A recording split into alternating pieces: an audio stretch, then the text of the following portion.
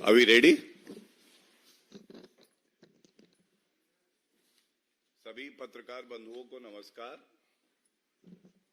और दीपावली और तमाम हमारे पर्व हैं, उन सब की शुभकामनाएं आप सबको। जैसे त्योहार का पर्व है तो लोकतंत्र में सबसे बड़ा महापर्व कोई होता है वो चुनाव का होता है। 5 प्रदेशों में चुनाव का महापर्व है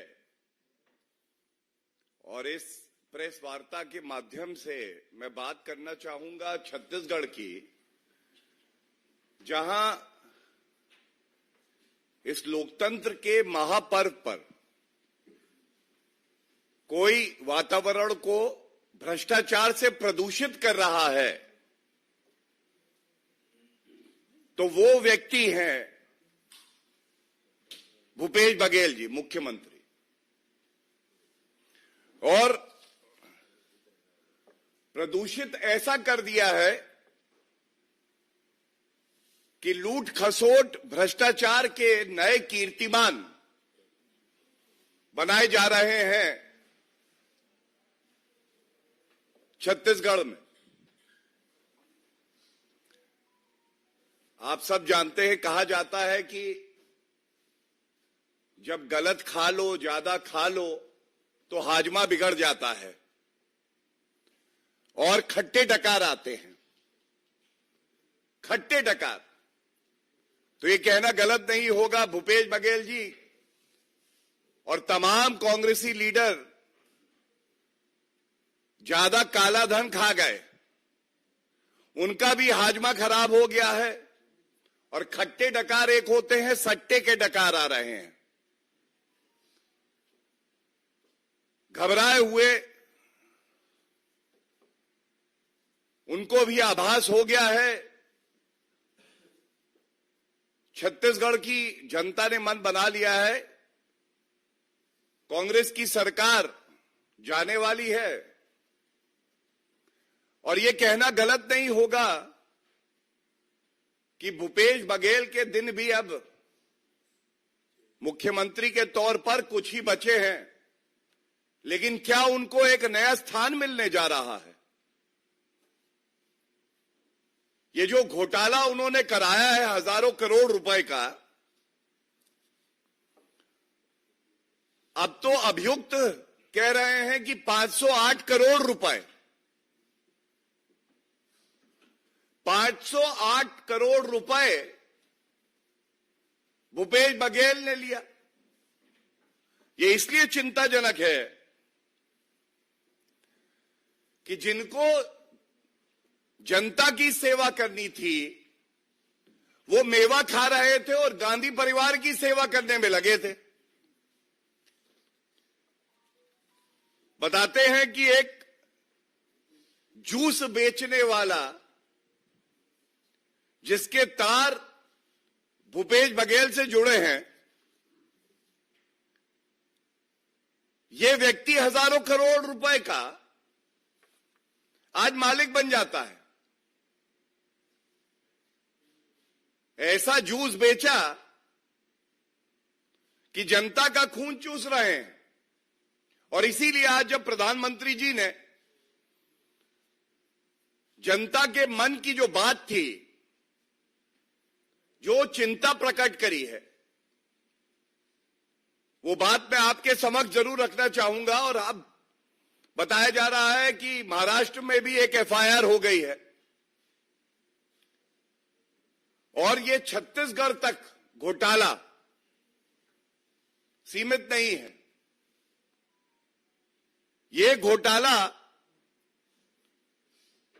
गांधी परिवार की तिजोरी कैसे भरनी है और विभिन्न प्रदेशों में कैसे कांग्रेस पार्टी की फंडिंग होनी है, वो भी इसी घोटाले के साथ की जा रही है। पहला प्रश्न जो छत्तीसगढ़ की जनता पूछ रही है, हर नागरिक पूछ रहा है, गांधी परिवार के नेता साथ साथ कांग्रेस पार्टी के अध्यक्ष मल्लिकार्जुन खड़गे जी गाजा पे बोल रहे हैं, लेकिन उनके मुंह से एक शब्द नहीं फूटा ये जो महादेव ऐप घोटाला हुआ है, अभियुक्त कांग्रेस के मुख्यमंत्री का नाम ले रहे हैं, तार उनसे जुड़ रहे हैं, इस पे चुप्पी क्यों साधे है कांग्रेस पार्टी?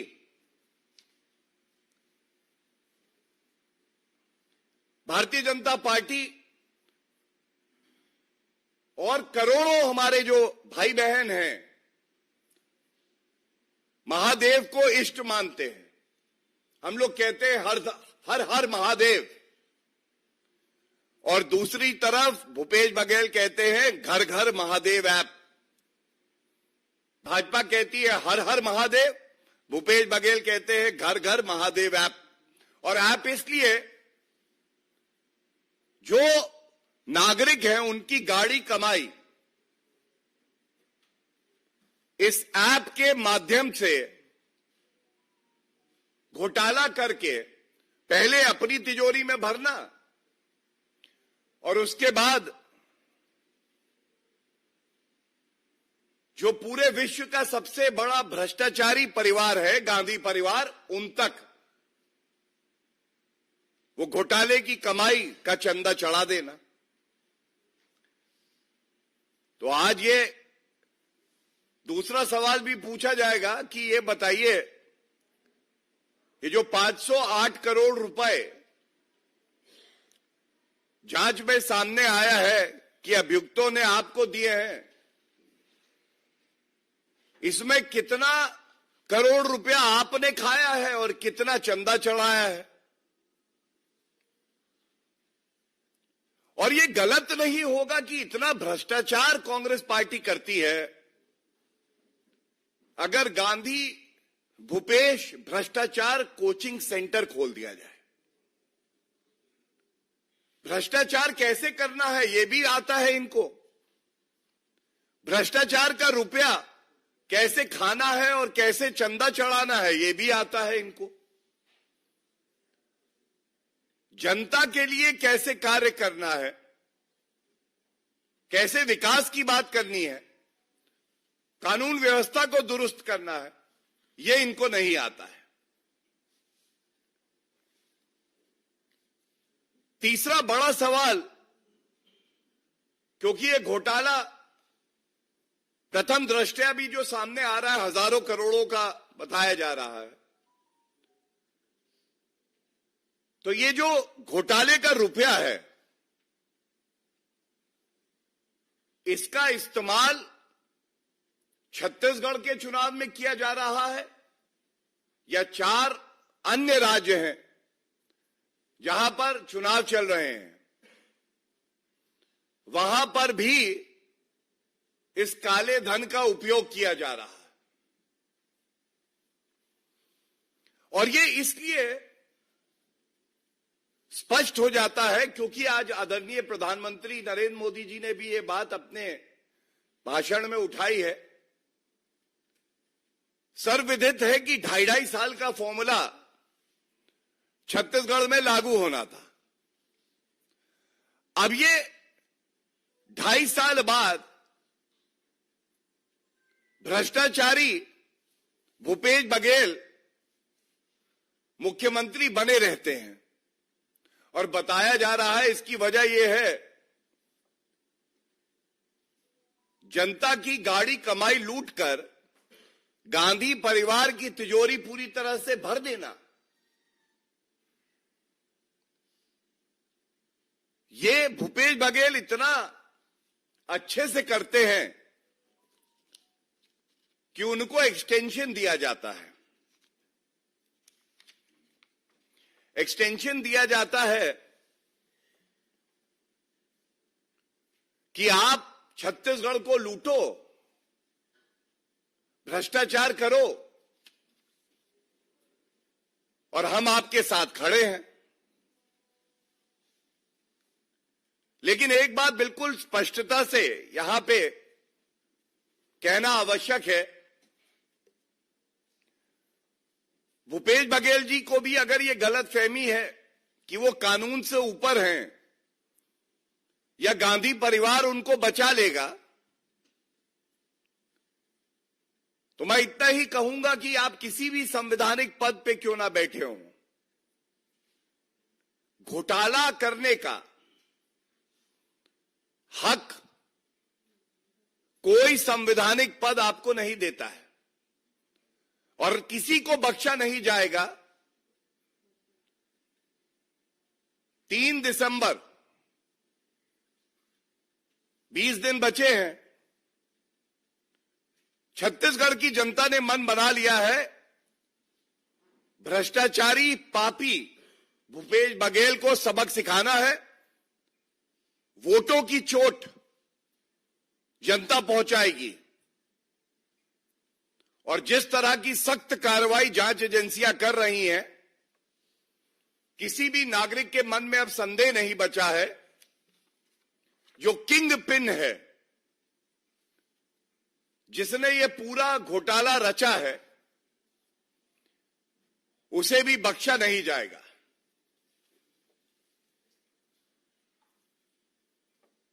इस बात की पीड़ा जरूर होती है कि कांग्रेस पार्टी का चरित्र बन गया है कि वो हिंदुओं की भावनाओं को आहत करे, ठेस पहुंचाए और इस पूरे घोटाले के किंगपिन भूपेश बघेल हैं। अब ये बिल्कुल प्रतीत हो चुका है, सामने आ गया है और नाम भी इन्होंने चुना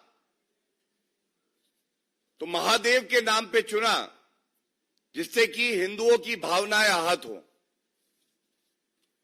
ऐसे में इतना ही कहेंगे कि अब महापर्व में जनता आपको ऐसा सबक सिखाएगी। ये जो नोटों की गड्डियां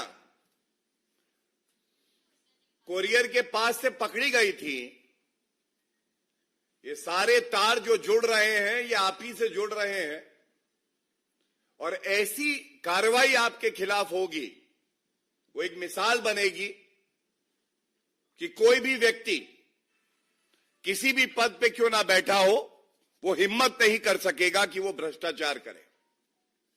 बहुत बहुत धन्यवाद। कोई अगर प्रश्न हो इस मुद्दे पे तो हाँ जी प्लीज। ईडी ने ये सब सारी कार्रवाई की है, तो क्या ईडी बहुत जल्द अरेस्ट कर सकती है क्या उनको? आपको ऐसा लगता है? देखिए, मैं इतना ही कहूंगा कि जांच एजेंसी अपना काम कर रही हैं और भारतीय जनता पार्टी का प्रवक्ता होने के नाते इस पे मैं टिप्पणी करूं, ये तो कतई उचित नहीं है।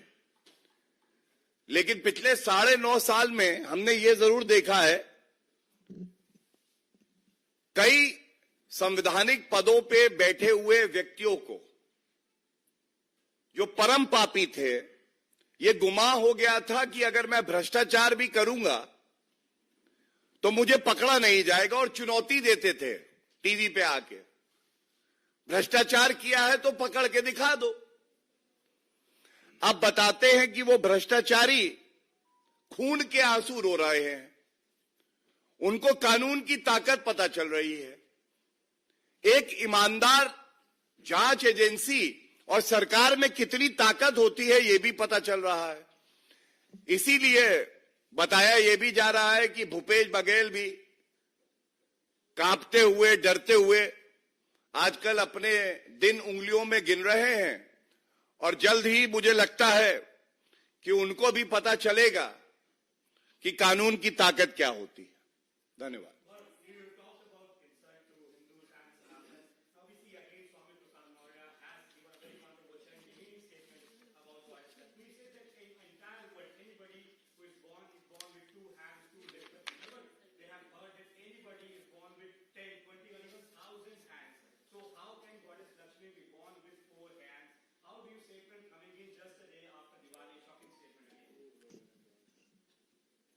देखिए, तुष्टीकरण की राजनीति करते करते ये लोग इतने अंधे हो गए हैं, चाहे वो कांग्रेस पार्टी हो, चाहे समाजवादी पार्टी हो, टीएमसी हो, जितने भी इंडी अलायंस के घटक दल हैं, इनका केवल एक ही काम है, हिंदू देवी देवताओं के खिलाफ अपशब्द कहो, भावनाओं को ठेस पहुंचाओ। और दुख की बात यह है कि जो इनके सर्वोच्च नेता हैं, उनके मुंह में दही जम जाती है और वो एक शब्द नहीं बोलते हैं कि इस नेता का जो वक्तव्य आया है इसकी हम निंदा करते हैं। तो ये माना जाएगा कि उन्हीं के इशारे पे इस तरह के वक्तव्य दिए जाते हैं। और अभी कल ही की बात है, एक और कांग्रेस के नेता है जिन्होंने कहा यह बात। उन्होंने कहा कांग्रेस पार्टी हिंदू देवी देवताओं से नफरत करती है, यह हर कोई जानता है। एक तरफ भारतीय जनता पार्टी है जिसने सभी धर्मों के अनुयायियों की भावनाओं का आदर किया है, और दूसरी तरफ ये तुष्टीकरण करने वाली पार्टियां हैं, इनका वजूद मिट जाएगा। अगर आप भारत में रह के भारत की संस्कृति को नहीं पहचानेंगे तो जनता आपको जवाब देगी, ये हमारा मानना है।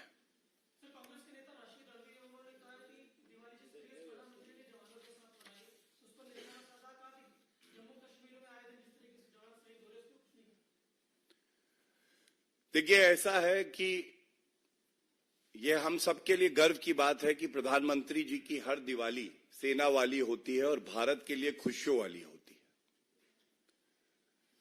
और जो लोग चीन से रिश्वत लेते हैं, जब कांग्रेस की सरकार थी और जवान बुलेट प्रूफ जैकेट मांग रहे थे तो वीवीआईपी चॉपर का घोटाला कर रहे थे, वो लोग क्या जाने कि भारत से प्यार करना क्या होता है, भारत के प्रति समर्पण क्या होता है।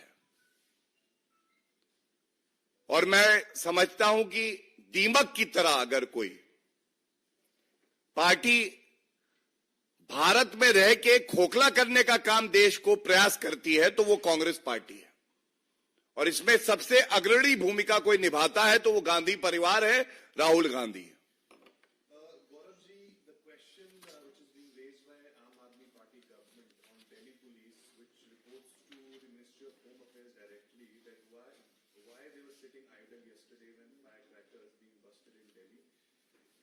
Especially when Supreme Court has given a complete ban on firecrackers.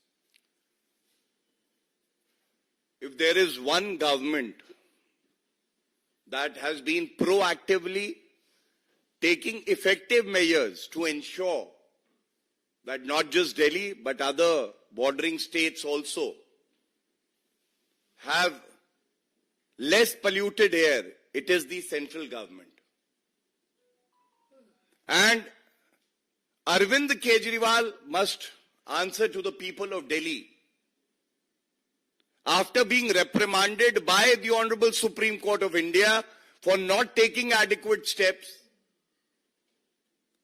That does he recall his own statement that he had made on 3rd of November 2022 asking the citizens of Delhi for one more year, after which they would have cleaner air in Delhi. We all know Arvind Kejriwal is a living example of a corrupt chief minister and an inefficient chief minister who's not bothered about the well-being of the citizens of Delhi. He's only interested in making money. And thus, I challenge Mr. Arvind Kejriwal ji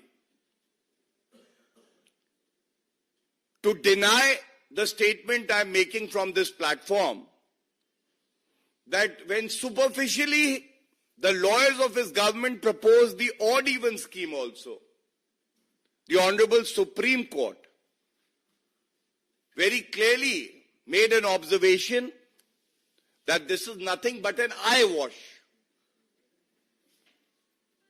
It clearly reflects that the Honorable Supreme Court also came down heavily on the Chief Minister Arvind Kejriwal and the elected government of Delhi. हाँ जी,